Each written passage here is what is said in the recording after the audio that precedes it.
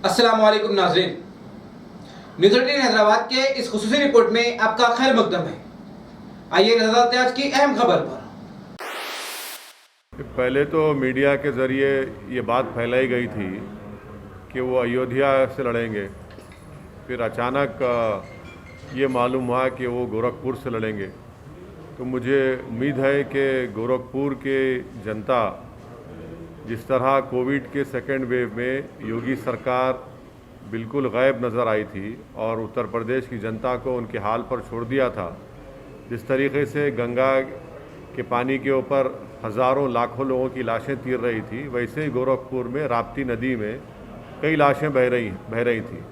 तो मुझे उम्मीद है कि गोरखपुर की जनता राप्ती नदी में जो गरीब आवाम की बेबसी और लाचारी और उनकी मौत और उनके भाई बहन बेटे की लाशें जो बह रही थी, वो उसको याद रखेंगी और एक अच्छा फ़ैसला लेंगी योगी आदित्यनाथ के ख़िलाफ़।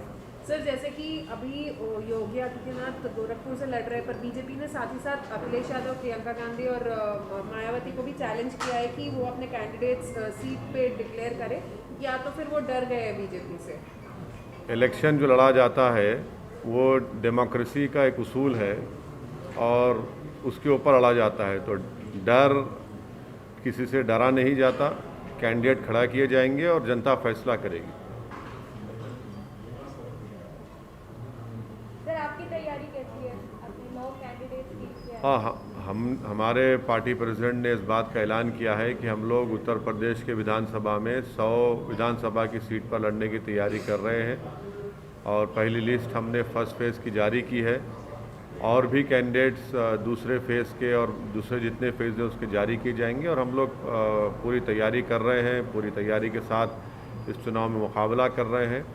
और जाहिर है कि इलेक्शन कमीशन के गाइडलाइंस को फॉलो करते हुए, क्योंकि फ़िज़िकल रैलीज़ अलाउ नहीं कर रहे हैं, तो हम लोग वर्चुअल रैलीज़ भी करेंगे और जो भी मॉडर्न टेक्नोलॉजी के जो टूल्स हमारे पास हैं उसको इस्तेमाल करेंगे इलेक्शन कमीशन के रूल्स और गाइडलाइंस को देखते हुए।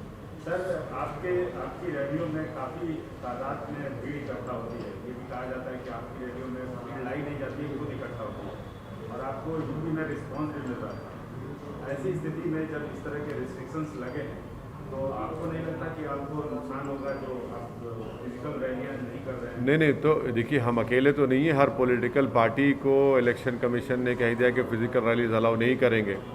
तो जब किसी को अलाउ नहीं कर रहे हैं तो फिर उसका दूसरा तरीक़ा ये है कि वर्चुअल रैली करें, सोशल मीडिया पे और डिजिटल मीडिया पे अपने प्रेजेंस को बढ़ाएं और वो कोशिश करेंगे। और इलेक्शन कमीशन ने और भी सहूलत दी है कि अगर एक हॉल होगा उसमें 50% कैपेसिटी पर आप वहाँ पर मीटिंग कर सकते, तो वो भी हम लोग देखेंगे। हम अकेले पार्टी तो नहीं है, इसमें सब पार्टीज़ हैं उसमें, तो जाहिर है सबको इस बात की तकलीफ़ है कि फ़िज़िकल रैलीज़ नहीं हो रहे हैं। मगर अब जो भी है, अब हमको उसको इस्तेमाल करके आगे बढ़ना है, अपने पैगाम को पहुँचाना है। और मुझे यकीन है कि जो हमने पिछले 4-5 महीने में मैंने करीब 60 के करीब सभाएँ की है, उसका भी अच्छा असर होगा।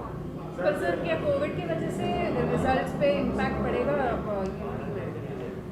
अब ये बताना मुश्किल है कि किस तरीके से कोविड फैलेगा, क्या होगा।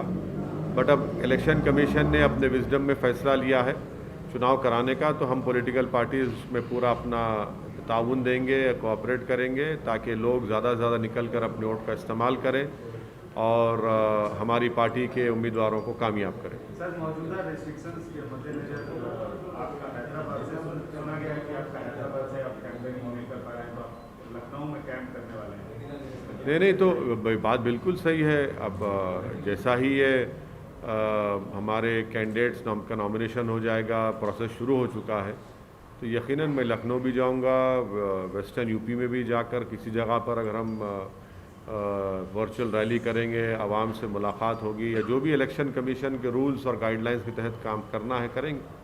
सर, वही पुराना सवाल जो आपके बारे में कहा जाता है कि आप उत्तर प्रदेश में बीजेपी को जिताने के लिए मेहनत कर रहे हैं, ना कि अपनी सीटें भी। अब ये तो इल्ज़ाम ज़िंदगी भर मुझ पर लगता रहेगा, इसकी मुझे कोई फ़िक्र नहीं है। सवाल ये पैदा होता है कि 2014 में, 17 में, 19 में क्यों उत्तर प्रदेश में बीजेपी जीती। मेरे सवाल का जवाब कोई नहीं दे पा रहा है। इसलिए नहीं दे पा रहा है कि सच्चाई ये है कि ये तमाम नाम निहाद सेकुलर पार्टीज़ बीजेपी को हराने में नाकाम साबित हुई हैं। और ये भी कोई नहीं बता पा रहा है कि 2019 में एमआईएम पार्टी सिर्फ 3 लोकसभा की सीट लड़ी तो बीजेपी कैसे 306 के ऊपर जीत जाती है। तो ये सब सवालात हैं। ये बुखलाहट का शिकार और फ्रस्ट्रेशन का शिकार होकर इनको अपनी शिकस्त नज़र आ रही है। इनके पास खुद आइडियोलॉजिकली और इंटेलेक्चुअली कैपेसिटी नहीं है बीजेपी को हराने की, तो इसीलिए मजलिस पर इल्ज़ाम लगाते हैं। सर, एक सीनियर जर्नलिस्ट ने एक आर्टिकल लिखा है कि आप थोड़ा यूपी इलेक्शन नज़दीक आया, थोड़ा स्लो हो गए, आप उतने तेवर उतना आक्रामकता नहीं लगे। नहीं तो उनको अपनी राय का हक हासिल है। वो सीनियर कितने हैं जूनियर कितने, मुझे उससे परवाह नहीं है। लोग लिखते रहते हैं, अब उनको खुशी हो रही है या पेट में दर्द हो रहा है मेरे को नहीं मालूम, और हम तो अपना काम कर रहे हैं और करते रहेंगे। Sir, NCPCR writes to DM Sharanpur stating that complaint received against Darul Uloom Deoband's website and unlawful and misleading fatwas being issued by them. So, well, the NCPCR should know that a fatwa is what? A fatwa is a mere legal opinion given. It does not have any legal, according to legal significance. It is an opinion given by the ulema and the scholars, and then they have the right to give it. The Supreme Court also had mentioned it in many cases. It's only a legal opinion that has been given, and if they are indulging in such behavior, it clearly shows that they have some vested interest in this. Sir, Imran Masood जो कांग्रेस छोड़ के SP की तरफ गए पर उनको वहाँ पे भी टिकट नहीं मिली, तो क्या एमआईएम उनसे बातचीत कर रहे हैं इमरान मसूद से? नहीं, इमरान मसूद साहब से हमारी कोई कांटेक्ट नहीं है, ना उनसे कोई बातचीत है। हाँ, ये बात सही है कि वो समाजवादी पार्टी में गए और उसके बाद जो मीडिया की इत्तलात हैं कि वहाँ से भी उनको इज़्ज़त और उनका मुकाम नहीं दिया गया। सर, अभी आपने 9 कैंडिडेट्स ही रिलीज किए हैं और 100 के करीब कैंडिडेट्स हैं, तो क्या एक साइंटिफिक अप्रोच आप देख रहे हैं जो भी कैंडिडेट सेलेक्ट कर रहे हैं, जिस प्रकार के कैंडिडेट्स होने चाहिए, क्योंकि विनिंग हॉर्सेस पर ज़्यादा ध्यान दिया जाता है, तो आपके स्ट्रैटेजी कैंडिडेट सेलेक्ट करने में क्या है? देखिए, कैंडिडेट के सिलेक्शन में कोई साइंटिफिक अप्रोच ज़रा स्ट्रांग वर्ड हो जाता है पॉलिटिक्स में, पर यह है कि ज़ाहिर है हमारे पार्टी से लोग काम करते आए हैं, जो वाबस्ता रहे हैं और जो अच्छा मुकाबला कर सकेंगे, जो जीत सकेंगे, और उसमें बहुत से हर असम्बली कॉन्स्टिट्यूंसीज़ में मुख्तलिफ कंसिडरेशन होते हैं।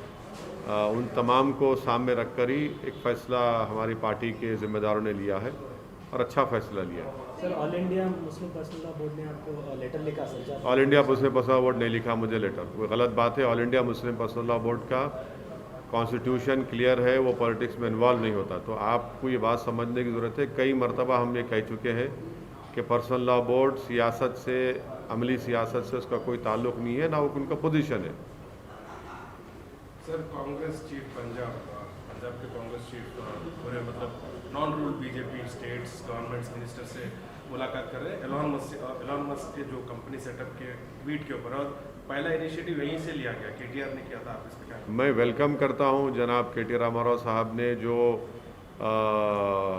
टेस्ला कंपनी को दावत दी तेलंगाना में आने की, यहाँ पर उन्होंने फैक्ट्री खोलने की, और स्टेट गवर्नमेंट ने ये कहा है कि वो हर तरह से सहूलतें देंगी, हर तरह से उनको मदद करेगी ताकि टेस्ला की फैक्ट्री भारत में तेलंगाना में शुरू हो। मैं वेलकम करता हूँ केटीआर के स्टेटमेंट का। उम्मीद करते हैं कि टेस्ला अगर भारत में अपनी फैक्ट्री को क़ायम करेगा तो तेलंगाना एक प्रोग्रेसिव स्टेट है जहाँ पर सबसे बड़ा एक इन्वेस्टमेंट डेस्टिनेशन बना हुआ है और इंफ्रास्ट्रक्चर और हर एतबार से बेहतरीन जगह है। उम्मीद करते हैं कि जो उन्होंने वेलकम किया है वो एक हकीकी रूप इख्तियार करे तेलंगाना में टेस्ला आकर। सर, उनका डिमांड्स डिफरेंट है और ये स्टेट्स मिलकर पॉलिटिक्स करना नहीं हो सेंटर के खिलाफ, तो जो भी डिसीजन लिया जाए मिलजुल के लिए। सिर्फ नॉन बीजेपी रूल स्टेट्स ही उनको इनवाइट कर रहे हैं। तो बीजेपी रूल स्टेट्स भी इनवाइट करिए, कौन रोक रहा है उनको? कौन रोक रहा है भाई? टेस्ला आना चाहिए ना इंडिया में, क्यों नहीं? बुरी बात क्या है आने में? क्या सिर्फ चीन से इंपोर्ट बढ़ते रहेगा क्या भारत का? इतना ट्रेड डेफिसिट पैदा हो चुका है कि हिस्टोरिकली एक हिस्टोरिक हो गया है। तो सबसे ज़्यादा इंपोर्ट चीन से हो रहा है, तो क्यों नहीं टेस्ला आने में क्या है। जब गवर्नमेंट बोल रही है कि इलेक्ट्रिक व्हीकल्स की प्रमोट करेंगे, पॉलिसी बनाए हैं, तो यकीनन कोशिश करनी चाहिए। Anything on alliance? Are you looking for smaller parties to align with? Only time will tell, but as of now we are completely geared and ready to fight the election. If it happens, we'll let you know. Sir, anything on Malegaon? Nothing. It is now the ball is in NIA court. It is the NIA's duty to do justice to the people who have died in that bomb blast.